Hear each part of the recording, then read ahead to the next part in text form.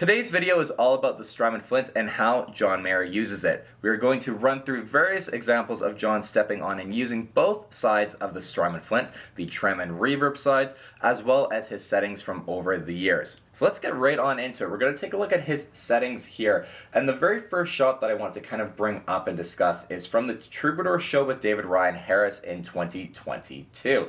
Now this shot of the Flint is just the clearest shot we have of his Flint, point blank on it, where you can see the settings super clearly and it's marked. So I'm going to use this one as the basis before showing you guys some variations in the settings from over the years. Now, tackling the reverb side here first, you see that the reverb is set and marked to the 60s reverb setting. This is the one part on the Strymon Flint that is always super consistent. The 60s reverb mode is what John always uses. Now, the mix is marked to be just before 12 o'clock and it's set a little bit lower than where it's actually marked. We have the color is set to be just past 12 o'clock and that's where it's marked. And then the decay is on noon, but it's actually set to be just a bit past that 12 o'clock mark. Now I'm going to bring up 3 additional shots of John's Flint from over the years to discuss the reverb side, then we'll go to the trem side. Now the first one we have is from the Sob Rock era, then we have about at the end of the North American leg of the 2019 World Tour, so at the end of point of kind of, 2/3 of the tour being done, and then pre-2019 World Tour during rehearsals. Now again, the mode for the reverb is consistent on that 60s mode. The mix is set on the Sob Rock and kind of 2/3 point of the 2019 World Tour to be consistent with being just before noon, so let's say about 11 o'clock to 11:30 is kind of the range you see.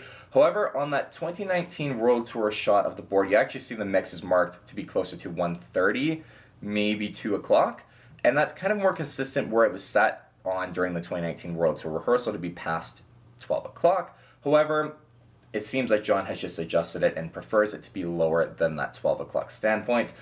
The color, we see the range can kind of be from about 12:30 down to almost 3 o'clock on the 2019 World Tour rehearsal shot of the Flint. As for the decay, we can see the range really is anywhere from 12 o'clock all the way to almost right on 3 o'clock for the North American leg of the 2019 World Tour, again where it's marked on this version of the Flint. So those are kind of the ranges you can expect when it comes to the reverb side of the Strymon Flint that John would use. Again, it also changes depending on the tour and the amps that he is using. For example, as well, the Troubadour show, he used, I believe it was his Vibroverb for that show off the top of my head, and then we're looking at a full-on tour where he's playing a lot larger venues as well as different amplifiers and using different onboard amp reverb. So he's using it in addition with amp reverb no matter what, so the settings will kind of change depending on the venue as well as obviously what he's performing, if it's a smaller set list or his main touring set list, and then as well, of course, the amps he's using and what their reverb settings on board straight from the amps are like. So keep that all in mind, but those are some settings you can try out as far as the reverb side is concerned. Quickly now, let's go over the trem side, and this is where things can get a little bit more interesting. Now, in the Troubadour show, you see that the trem mode is marked to be on the 63 tube. However, it is actually set to the 61 harmonic. And this is one thing that John really does seem to experiment with when it comes to the Strymon Flint. I have shots of him using it on the 61 harmonic mode. I have shots of him using it on the 63 tube mode.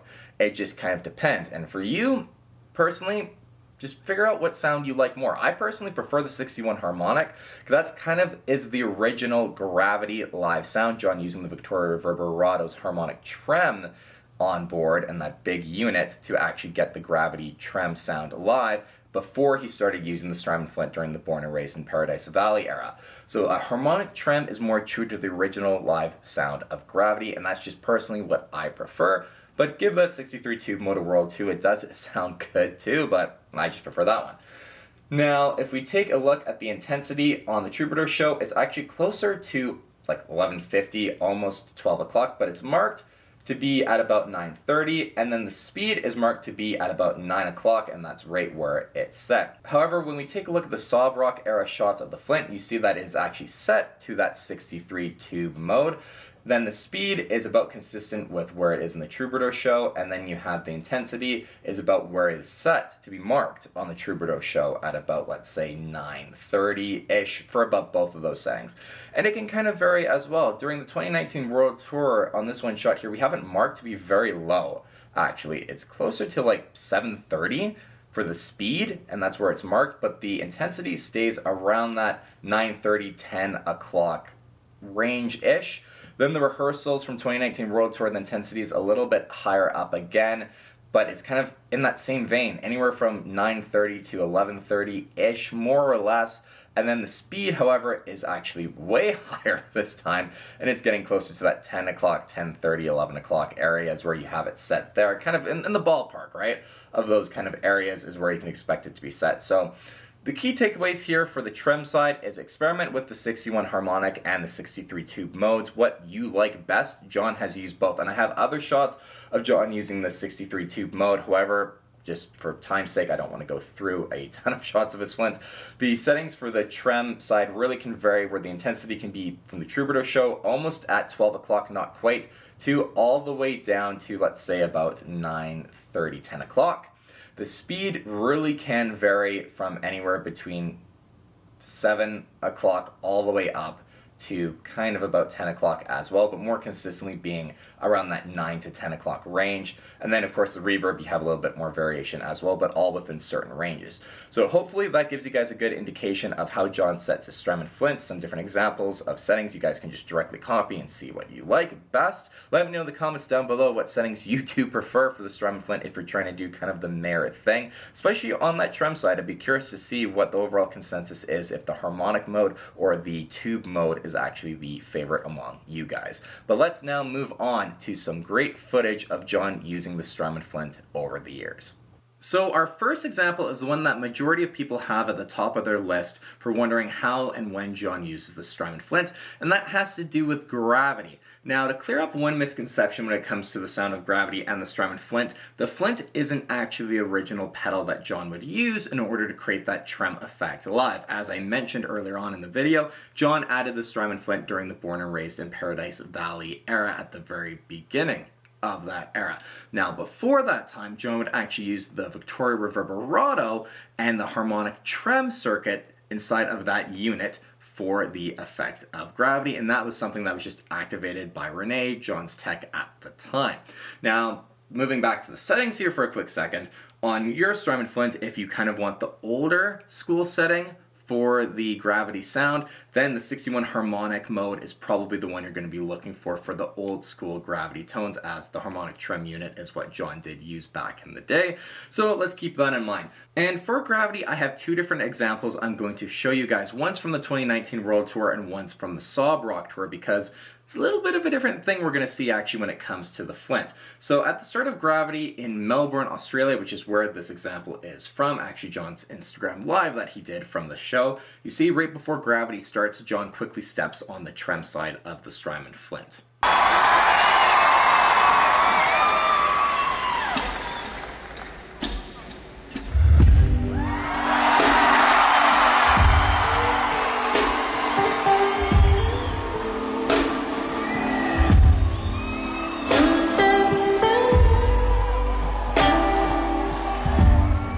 The next example from the Sob Rock Tour, this actually comes from Madison Square Garden Night 1. And again, before we launch into gravity, we see John actually step on both sides of the Strymon Flint this time for gravity. Now, there's one little thing about this one that I have to state, and it's the fact that we don't know for 100% certainty if the reverb side was left on for this example, because I actually went back and looked at the set list, and if we take a look, the very last song that was performed this night before launching into gravity is All I Want Is To Be With You, which is going to be one more example we're talking about here.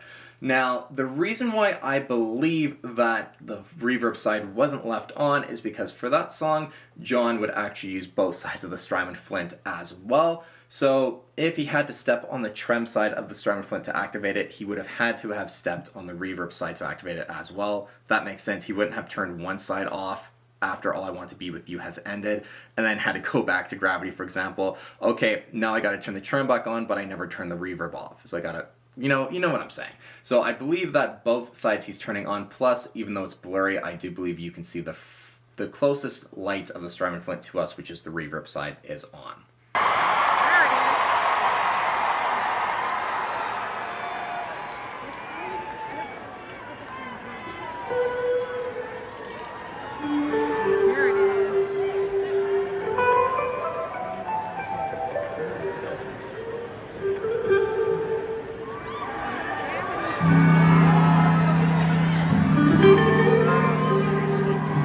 Now the next example is the one I mentioned in addition to Gravity, just the way the set list stacked up, and it's All I Want Is To Be With You. Now this is one of those examples where if you want to capture the sound of the song, as this one's actually one of my personal favorites off of Sob Rock, as it kind of, tonally wise, you know, kind of is a little bit more to the old school Mayor, which I know a lot of people really love. The Flint does play a key role in the live sound of this song because John uses both sides of the Strymon Flint. In this example, he's having some banter with the crowd, and then again, before launching into the song, you see him step on both sides of the Strymon Flint, giving him additional reverb and of course that trem effect. And you can really hear it whenever you listen to any example of All I Want Is To Be With You live on the tour. You really do hear the additional reverb and that actual trem sound as well. 14 people loved it. Loved that ride. Praise to someone.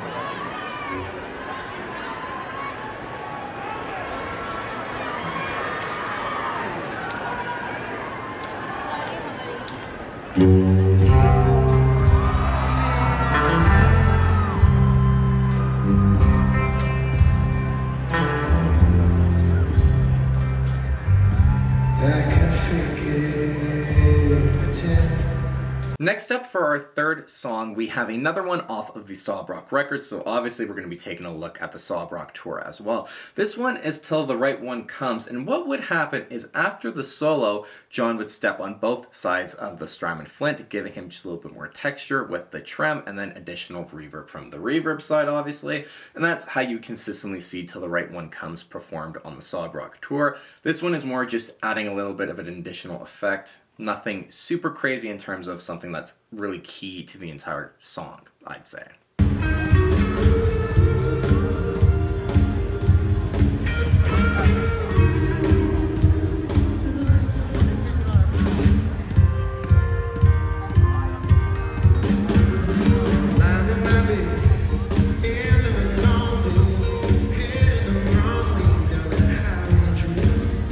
Okay, now we are going to take a look at Slow Dancing in a Burning Room, and I have two different examples for this song to take a look at as far as the Flint is concerned.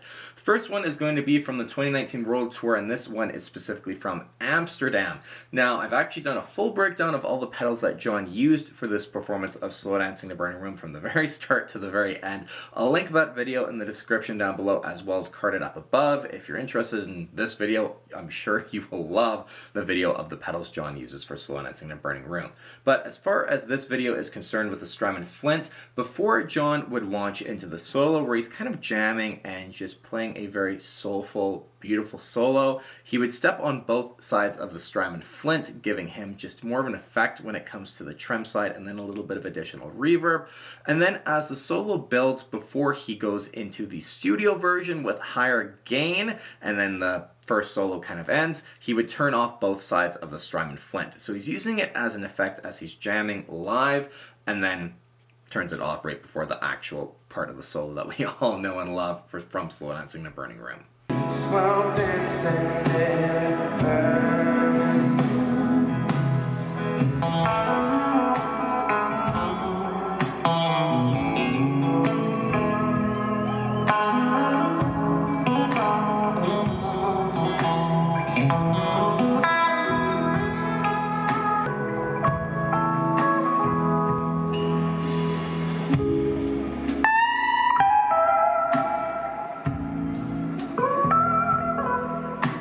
When it came to the Sob Rock tour, however, for the Strymon Flint, John would use it at the exact same time at that slower, beautiful, jammy solo part before the studio version of the first solo. However, what we see him do during the Sob Rock tour is opt to not use the reverb side and only the trem side as more of an effect, giving him that texture for that part of the solo, again turning it off before launching into the main solo and then that last chorus section. So Flint's used kind of consistently throughout the past two tours during this part in Slow Dancing. However, the reverb has kind of been an optional choice. Slow dancing.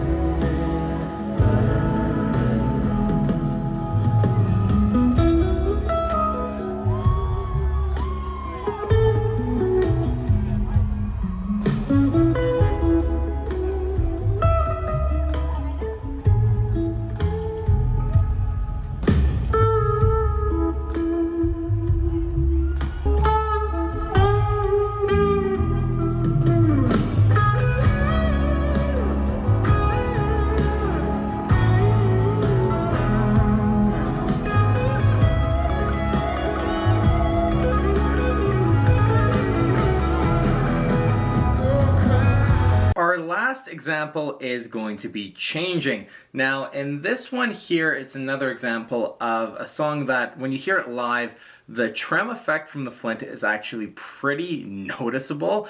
And during Changing, the way kind of the arrangement of the song normally goes is there's obviously a keys or piano section, and John will kind of play a little bit of lead guitar while primarily singing.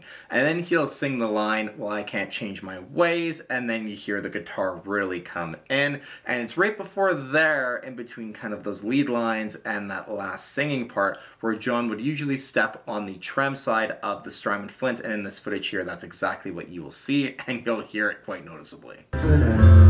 Still changing, oh no, I can't change my ways.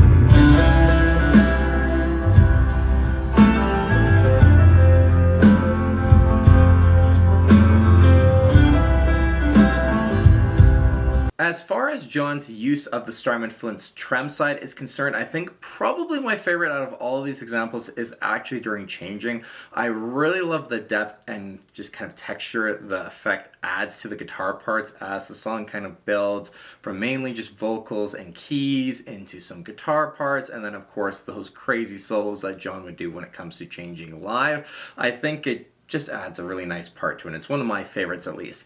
Now, last part as far as Changing is concerned is that in my notes, I have it written down that he would use the reverb side of the Strymon Flint sometimes. I've gone back and I've tried to find the footage of that, and I just can't find anything that's concrete. If you've been kind of paying attention to John Mayer live footage on YouTube over the past couple of months, you might remember that there was a very kind of weird thing where a bunch of footage got taken down.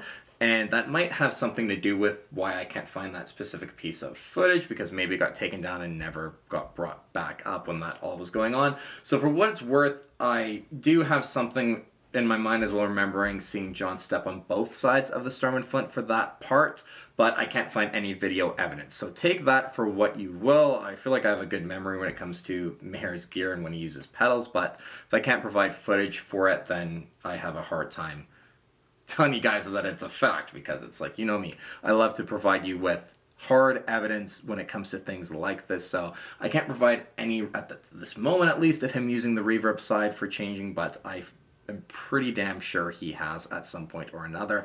And that's going to round out today's video on the Strymon Flint. I feel like it was a long one, but hopefully this video was very in-depth for you guys and gave you a lot more context and just overall clarity when it comes to how and when John uses the Strymon Flint. I've done my best to kind of incorporate settings as well at the start of this video, which is something that you guys have been asking for with kind of other videos in this series that I'm doing that I've done. So hopefully you enjoyed that as well. Let me know in the comments down below if there's any other pedals you'd like to see me do a video like this for. It takes me sometimes a while to make them because I have to just sift through a bunch of live footage to find all this stuff if I don't have it necessarily in my notes. But the New Neighbor Illumin is one that I was thinking of doing for next, because John used that pedal quite a lot during the Sob Rock tour. So if that's when you'd be interested as well, let me know in the comments down below. And until the next time, you guys, thank you so very much for watching today's video. If you made it all the way to the end of this video and you learned something new when it comes to John Mayer's gear, and if you're a Mayer fan, maybe consider subscribing to the YouTube channel. I think I earned it at this point.